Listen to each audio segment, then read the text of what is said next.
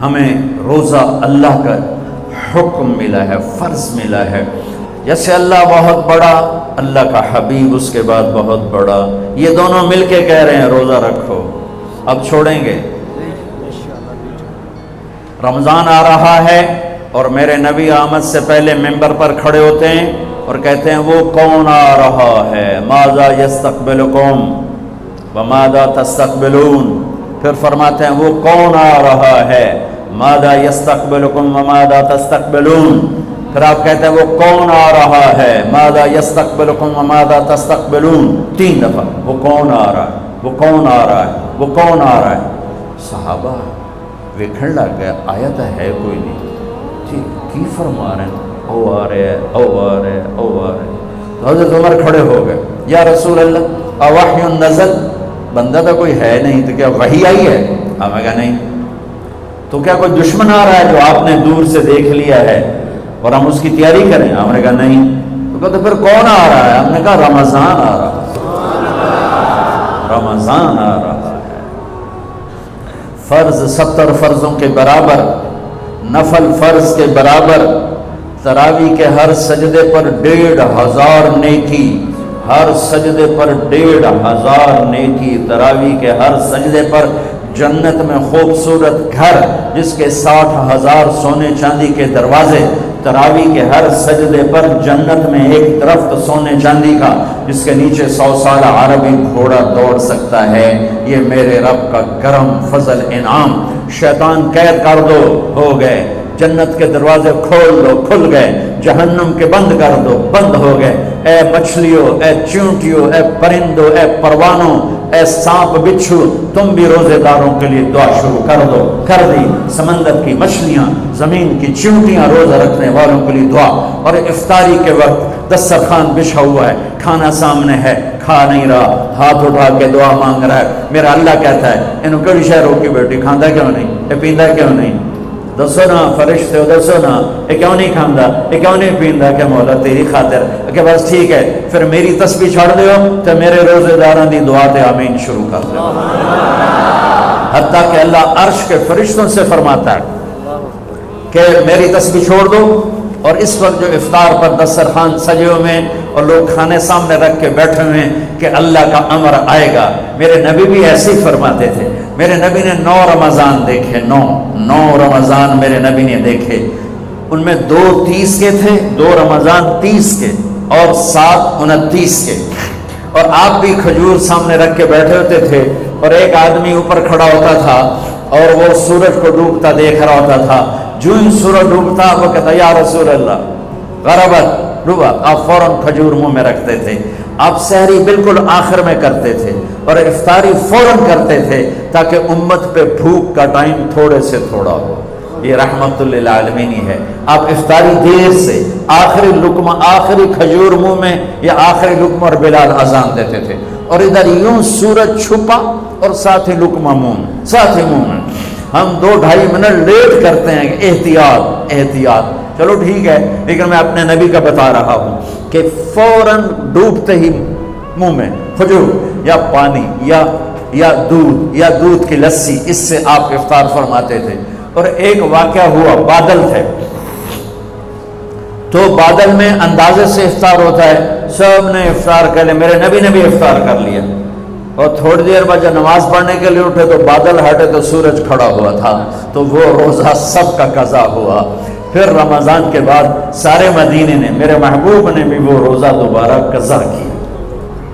تو میرے بھائیوں، اس مہینے میں اللہ نے قرآن کو اتارا، اس میں لیلۃ القدر کو اتارا، اس میں اللہ تعالیٰ نے مسلمانوں کو پہلی دفعہ فتح عطا فرمائی۔ جنگ بدر کی فتح کا تحفہ رمضان میں، مکے کی فتح کا تحفہ رمضان میں، جس سے اللہ بہت بڑا اور اللہ کا حبیب بہت بڑا۔ پھر اللہ نے اپنے حبیب کو امت بھی اسی کے حساب سے۔ میں تھوڑا فرق بتاؤں موسیٰ علیہ السلام کی امت اور میرے نبی کی امت کی۔ موسیٰ علیہ السلام کی قوم آگے موسیٰ پیچھے ہارون، اور چلتے چلتے سمندر پہنچے۔ آگے آ گیا سمندر، پیچھے آ گیا فرعون۔ قال اصحاب موسیٰ علیہ السلام کے ساتھی صحابہ اس میں طنز ہے کہ اتنی صحبت اٹھا کے بھی عقل نہ آئی. قال اصحاب موسیٰ، بنو اسرائیل نہیں کہا، اصحاب موسیٰ کہا، کہ ان کے لیے اس میں لان تان ہے کہ اتنی صحبت کے بعد بھی تمہارا ایمان یقین نہ بنا. کہنے لگے انا لمدرکون، موسیٰ تو نے ہمیں مروا دیا، پکڑوا دیا، اب آگے سمندر ہے، پیچھے فرعون ہے، ان کتنے جاویے. ان کو نہ موسیٰ علیہ السلام کا فکر ہوا اور نہ ہارون علیہ السلام، انہیں اپنی پڑ گئے. تو موسیٰ علیہ السلام نے کہا کلا کا ترجمہ جو بھی ہے وہ صحیح ہے، ہرگز نہیں، پر میں اس کا ترجمہ نہیں، اس کی مراد یہ بیان کرتا ہوں کہ موسیٰ علیہ السلام نے کہا تسی ہو تو لتراں دے لے، یا تو فرعون دا لتر پوے یا تو سمندر دی موج پوے، لیکن ان معی ربی، میرا رب میرے ساتھ ہے، وہ مجھے راستہ دے گا، میری طفیل تمہیں بھی دے گا. 40 سال کی صحبت کے بعد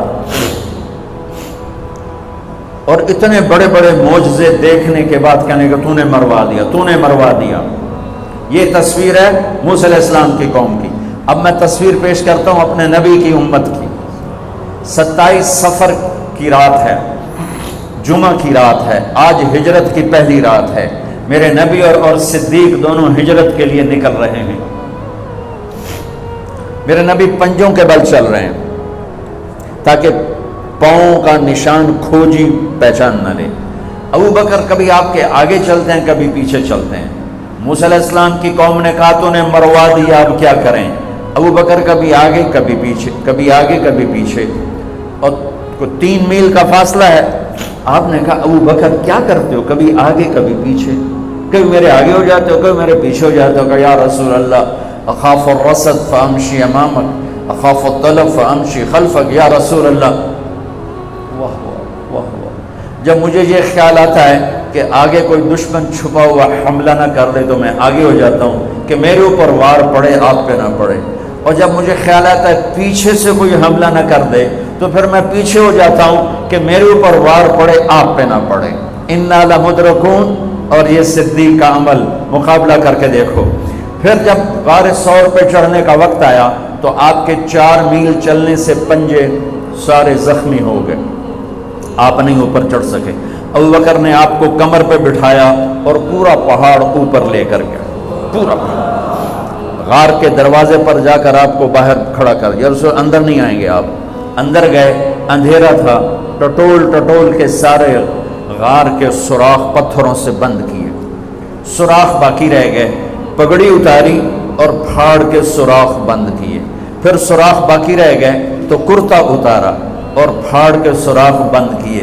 سارے سوراخ بند کر کے ایک باقی تھا جس میں سانپ تھا، اس میں اپنی ایڑی ڈال دی. یہ جو سانپ ڈس رہا تھا، اس میں علماء نے ایک بات عجب فرمائی ہے کہ وہ اپنے سانپ ہونے کی فطرت سے نہیں ڈس رہا تھا، وہ احتجاج کر رہا تھا ایڑی ہٹا، میں بھی دربار نبوت کا دیدار کرنا چاہتا ہوں. وہ سانپ اس لیے زور لگا رہا تھا کہ مجھے بھی تو دیکھنے دے صدیق، تو ہمیشہ دیکھتا، آج مجھے دیکھنے، آج میرے بھاگ جاگ اٹھے. یہ علماء نے یہ بات لکھی، میں اپنی طرف سے نہیں کہہ رہا ہوں.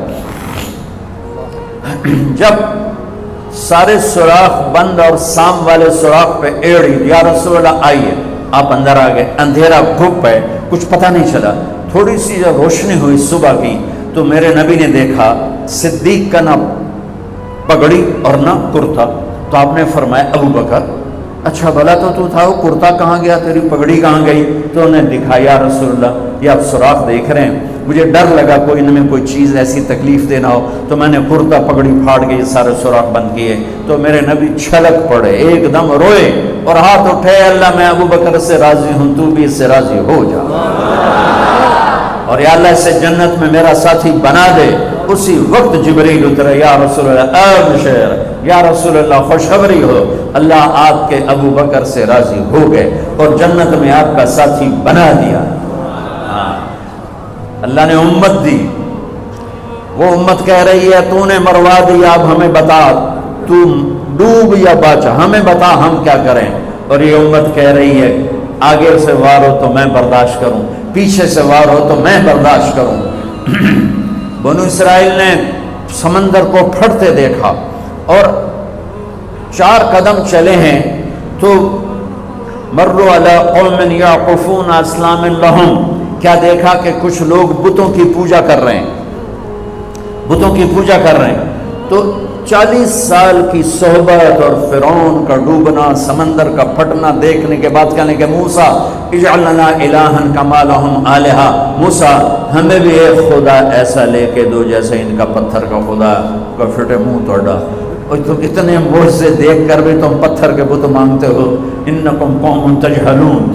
یہ بنی اسرائیل کی مثال قرآن دے رہا ہے۔ میں اپنے نبی کی امت بتاتا ہوں، 2 نبی ہیں، ایک آگے ایک پیچھے، موسیٰ آگے ہارون پیچھے۔ اب مثال دے رہا ہوں کہ 2 نبیوں کی صحبت میں، اور تھوڑی سی قوم ہے، تھوڑی سی قوم ہے، 6 لاکھ مبالغے کا عدد ہے، تھوڑے تھے، 6 لاکھ نہیں تھے، کم تھے، اور وہ اتنی لمبی صحبت کے بعد کہہ رہے ہیں ایک پتھر کا خدا لے کر دو۔ میرے نبی دنیا سے چلے گئے، میرے نبی دنیا سے چلے گئے، صدیق موجود نہیں تھے، حوالی میں تھے، پتہ چلا انتقال ہو گیا ہے، گھوڑے پر ہوا کی طرح اڑتے ہوئے آئے اور چھلانگ لگائی، اندر گئے، آپ کے چہرے سے کپڑا ہٹایا، آپ کا ماتھا چوما، گرم گرم آنسو آپ کے ماتھے پر گرے، واہ خلیلہ واہ صفیہ واہ نبیہ، اے میرا نبی، اے میرا خلیل، اے میرے جگر کا ٹکڑا، آج مجھ سے جدا ہو گیا۔ پھر کہا یا رسول اللہ جائیے آرام کیجئے، آپ نے بڑے دکھ اٹھائے ہیں، آج کے بعد اللہ آپ پر کوئی دکھ نہیں لائے گا۔